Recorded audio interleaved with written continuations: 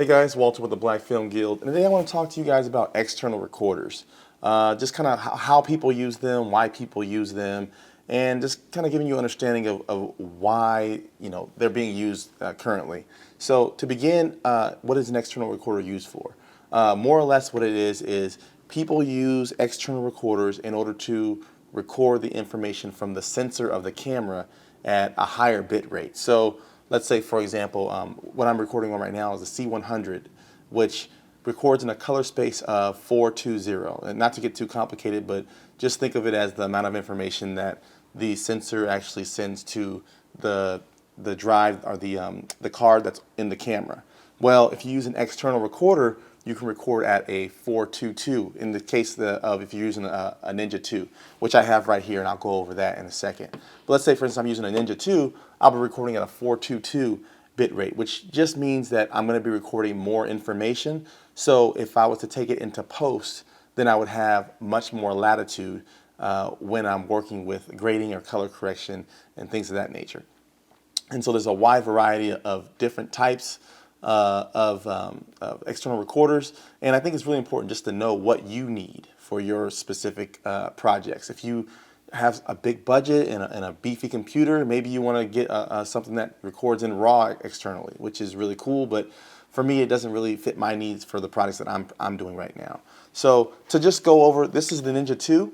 It's really cool. I think the best part about it is that it records off of these SSD drives, which is really cool. It's easy to take out and put back in, and then it also takes just the basic Sony batteries, which you just latch on there, and it provides you hours of charge time. And so I've used it on a full day, and I didn't have any problems.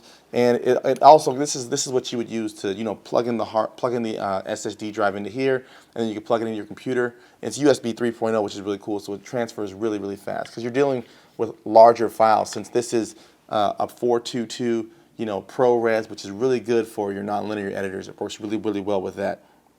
But just to go on a little bit more, if it's coupled with the 5D Mark III, it works really well as well. Just the same kind of reasons. It gets the higher bit rate from the sensor versus the compressed that comes from the camera.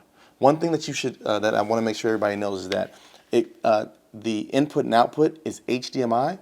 And so what you want to make sure that to see if your camera's HDMI is either the mini HDMI or the micro HDMI, because for example the C100 it's like HDMI, I believe it's HDMI mini, or it's either a regular or HDMI mini, I can't remember, but the 5D Mark III is different. I think it's an HDMI micro. So you want to make sure that you know which type of HDMI cable that you're going to need when plugging it into there. So if you're recording with an HDMI, one of the cool things is that some of the external recorders even record at 4K, which is really cool because if you're doing interviews, rather than for me right now, if I'm doing an interview, I have to have two cameras set up, one for a wider shot and then one for a tighter shot. But let's say, for instance, you have an external recorder and it can record externally at 4K, then you can have one 4K image, you can downscale that to 1080, and then you can also zoom in, punch in, and get a 1080 close-up with only using one camera, which I think is really cool. And so a couple more things about why the external recorder is pretty cool. In the case of this Ninja 2, it's a low-res monitor, so I personally would not use this to monitor unless you absolutely have to. There's higher res monitors such as I think it's like the Dragon, which is high res. There's an Odyssey that's high res. They're much more expensive, but you can actually use those as a really good high definition monitor to make sure that when you're doing your focus peaking, things like that, you're getting good quality. But this one's still really good. I mean, it still offers things such as your scopes. It's going to offer you your focus peaking, and it's also going to be able to let you know about false color, which is really cool. So that's just a little bit of information about the external recorder. I hope this has helped. I hope you kind of understand why people use it. More or less, you just attach it to your camera in order to get higher quality out of what the sensor has in there. If you have any questions or about external recorders, or you want me to go into more depth about it, let me know in the comments below. Please like and subscribe, and I'll see you guys here next time.